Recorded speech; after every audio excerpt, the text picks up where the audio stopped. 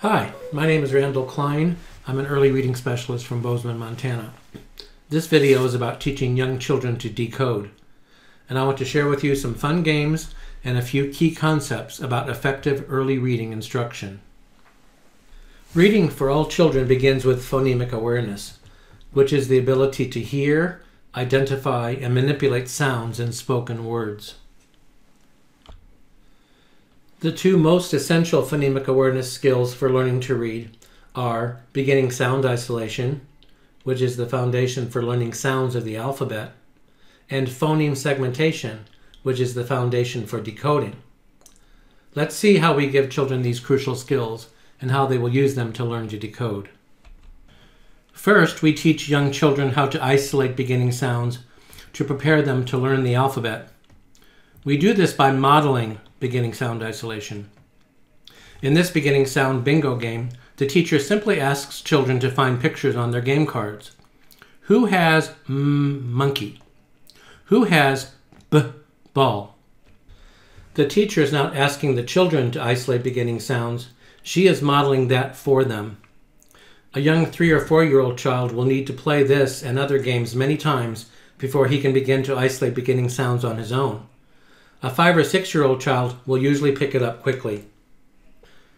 Once a child can isolate beginning sounds, we provide activities and games so he can practice. Now, using cards he is already familiar with, I will show the child to start with the picture at the top of the box, slice off the beginning sound, and then find other pictures with the same beginning sound. The child's ability to isolate sounds becomes stronger and faster with practice, which will help him understand and learn the alphabet much more easily. Beginning sound isolation is the key that opens the door to the alphabet. Because a child who can isolate the beginning sound of a word like bear can identify the sound of the printed letter nearby. He can tell me what the letter says, and now begins to understand the relationship between sound and symbol, between speech and print. This slide illustrates the alphabetic principle, the relationship between spoken language and written language. It is important to teach the alphabetic principle before we teach the alphabet. Now, when we introduce alphabet activities, the child can apply the alphabetic principle and take a more active role in learning the sounds of the letters. He can start teaching himself the alphabet in a very meaningful way. I can ask the child to tell me the beginning sound of apple. He says A, and I will point to the A and say, this letter says A. What is the beginning sound of goat? Right, G. This letter says G. Now think about the beginning sound of house and tell me what this letter says. Right, H.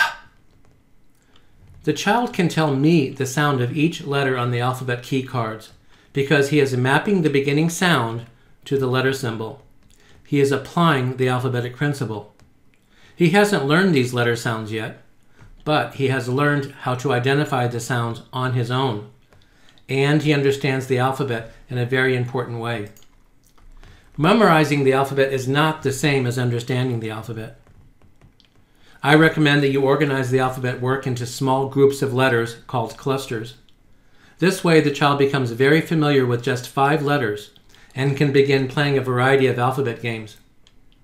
My first cluster consists of the letters A, G, H, M, S. Now we can introduce a variety of fun, hands-on games and activities that allow the child to practice this small cluster of letters. Thomas, let me show you how we play this game. I'll start with mouse. Mouse.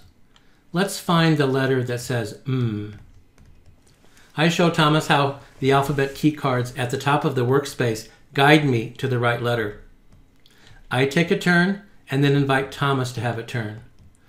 I will continue taking turns until I can see that Thomas can work independently.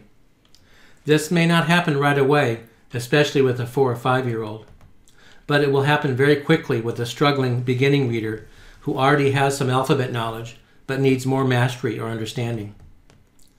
This sound and letter sorting activity is a great example of moving from sound to symbol and from speech to print, which is the essence of effective early reading instruction.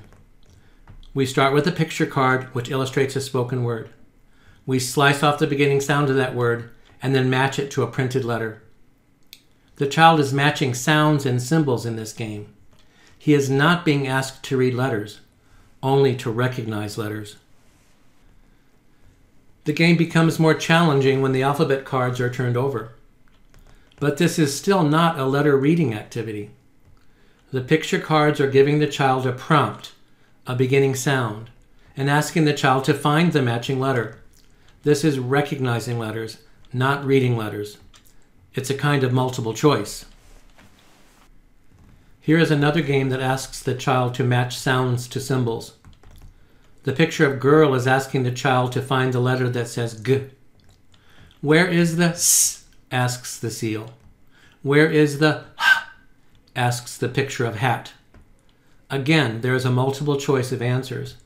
The child is not being asked to read a letter, just to recognize a letter.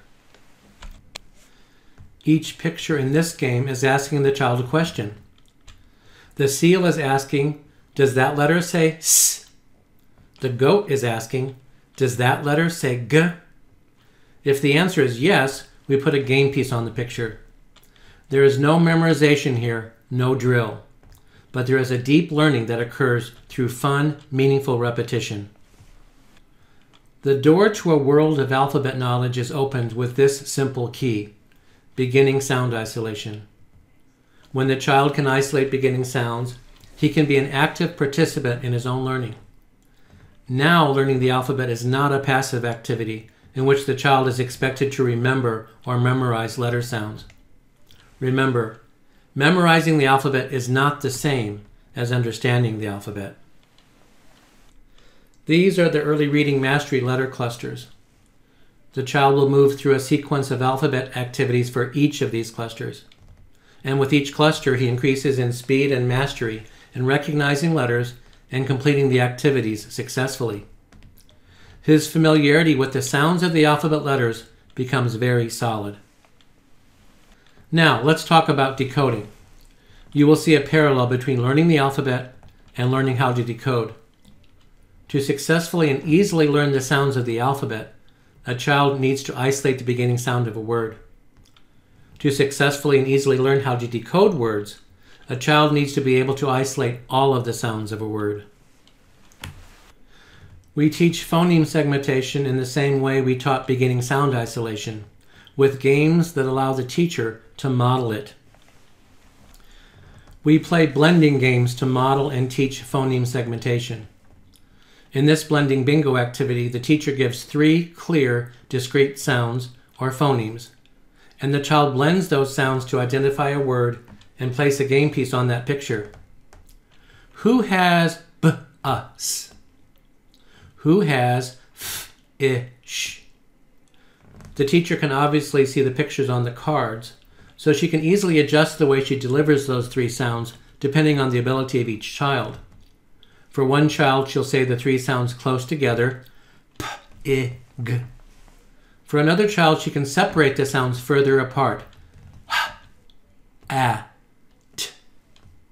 Over time, the child will gain strong blending skills, so crucial for beginning reading. And the child will learn how to segment words into individual sounds because he hears the teacher do it many, many times. In this blending game, the teacher uses a deck of cards to model phoneme segmentation. The cards in set 1 represent words that contain only 3 sounds. And that includes words that are spelled with 4 or more letters, like boot, or church, or ship, but only have 3 sounds. It's a guessing game. What picture am I hiding? K, p. Right, cup. Guess what I'm hiding? G, u, s.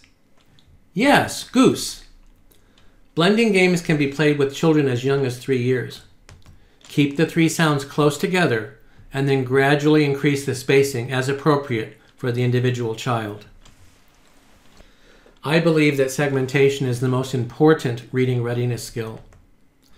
The child's ability to segment words into discrete, distinct sounds is the key that opens the door to decoding. And this is where we begin the direct preparation for decoding: word building. Word building activities allow the child to apply the alphabetic principle at the word level in preparation for decoding. As I say the sounds of pig, I'll move the letter tiles into position to build the word. P, I, G, pig. Now I will place the letter cards at random and invite the child to take a turn. This is not decoding. It is matching sounds to symbols. Next, I will invite the child to choose a word pocket. And we take turns until I see that the child is confident in the work. This is not decoding words, it is encoding words. Encoding words is the most powerful way to prepare a child for decoding words. These word building activities are not decoding activities. They are encoding activities. The children in this slide are 4.5 years old. Here I show the child that we begin with the picture. I segment fan into 3 sounds, f, a, n, and then use those sounds to find the letters that match those sounds. This is also not yet true decoding, but a matching of sounds to letters. Always start with the picture. Segment the word and then find the label that matches those sounds. Again, this is not a true decoding activity. Later it will be when we ask the child to start with the labels and then find the correct picture. Of course, the child may begin to decode the words on his own because he's ready to do so. Why is he ready? Because through all the alphabet and word activities he has worked with, his letter knowledge has become very strong. And that is what it takes to succeed at the task of decoding words: strong alphabet knowledge. When these cards are turned over, the child can only see the word, not the picture. He decodes the word and then turns the card over to see if he's right. This is a fun game that provides meaningful repetition. This activity is just another way to provide practice for matching sounds and letters as children explore words. Of course, real decoding means that there is no picture to tell the child what to look for. When he is ready, decoding these simple word labels is great fun and leads to strong decoding mastery. I hope this video has given you some good ideas and much food for thought. The games that I showed you can be found on my website, along with many other great ideas and resources. Reading problems primarily occur at the word level. Let's be sure we give our children strong decoding skills. And that begins with phonemic awareness and excellent alphabet knowledge. See you next time.